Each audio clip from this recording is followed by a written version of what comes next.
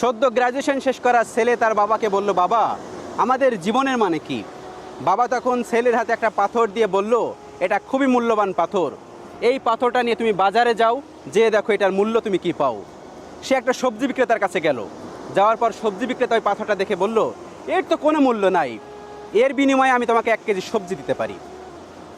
ছেলেটি খুব হতাশাগ্রস্ত হয়ে বাবার কাছে চলে আসলো, বাবা পাথরটির দাম দিতে চাই মাত্র 1 কেজি সবজি, তাহলে এবার তুমি স্বর্ণের দোকানের কাছে যাও, দেখো সে কি বলে।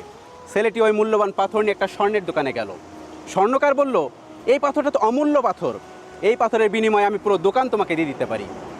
তখন ছেলেটি হাসতে হাসতে তার বাবার কাছে আসতেছে, বলতেছে, বাবা স্বর্ণকার আমাকে বলেছে এই পাথরের বিনিময়ে সারা দোকানটা সে দিয়ে দিবে, তার সম্পূর্ণ দোকানটা আমাদেরকে দিয়ে দিবে শুধুমাত্র এই পাথরটার বিনিময়ে। এবার বাবা তার ছেলেকে বলতেছে, এবার তাহলে তোমার মূল্যটা বোঝো, তুমি সেখানে যেও না যেখানে গেলে